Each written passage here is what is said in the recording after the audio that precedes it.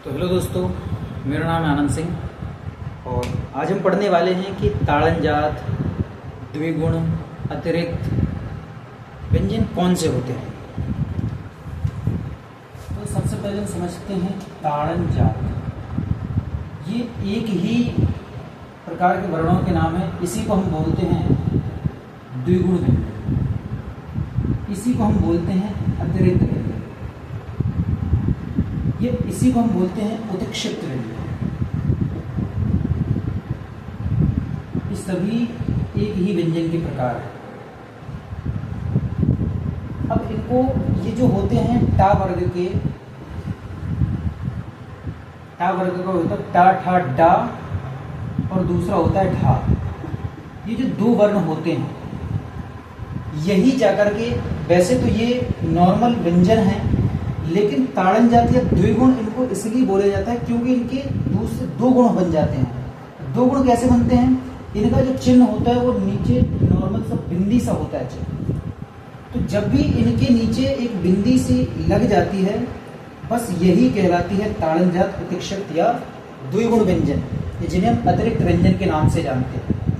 इनकी पहचान भी थोड़ी सी अलग होती है। जैसे नॉर्मल इनको बोला जाता है, इसको बोला जाता है डा, डा बोला जाता है, डा से डलिया वाला डा। और ये जो है ये ढा बोला जाता है, ढा, ढा से ढक्कन। लेकिन जैसे ही हम इनके नीचे बिंदियां लगा देते हैं तो इसको डा की जगह पर अड़ा पड़ा जाता है, अड़ा, और इसको ढा की जगह पर ढा पड़ा जाता है, ढा। और इसका इंग्लिश में इनका थोड़ा सा परिवर्तन होता है। इसको डी से हम इंडिकेट करते हैं और इसे डी एच से करते हैं, ये तो सबको पता होगा। लेकिन जब इनकी बारी आती है तो इसको ड़ा को हम आर से इंडिकेट करते हैं और ढ़ा को आर एच से इंडिकेट करते हैं। ये कुछ इनके बेसिक से नियम हैं जो अतिरिक्त व्यंजन, द्विगुण व्यंजन या उत्क्षिप्त, जिन्हें हम ताड़नजात के नाम से जानते हैं, ये कुछ ये वाले हैं। ये तो नॉर्मल व्यंजन है, लेकिन ये ताड़नजात हैं, उत्क्षिप्त हैं, अतिरिक्त व्यंजन है, द्विगुण व्यंजन, क्योंकि इनके पास दो गुण हैं। एक तो ये वाला गुण है और ये वाला गुण है। कुछ एग्जाम्पल्स करते हैं, जैसे कि मैंने कहा पढ़ाई। तो जब भी हम इसको पढ़ाई नहीं बोलते हैं क्योंकि इसके नीचे बिंदी लगी होती है, इसके और ना ही ये नुक्ता है, ये नुक्ता भी नहीं है, ये ताड़नजात का ये चिन्ह है जो नीचे लगता है। तो इसको हम बोलते हैं पढ़ाई। और इसको जब इंग्लिश में बनाते हैं तो हम कुछ इस तरीके से बनाते हैं, क्योंकि ये ढाड़कन ये आर एच से बनता है, तो ये इस तरीके से लिखा जाता है, पढ़ाई लिखा जाता है। जैसे मेरे गांव का नाम है बुढ़ा, तो इसको जब भी लिखा जाता है तो जी यू, और इसके लिए हम आर एच लिखते हैं और ए लिखते हैं।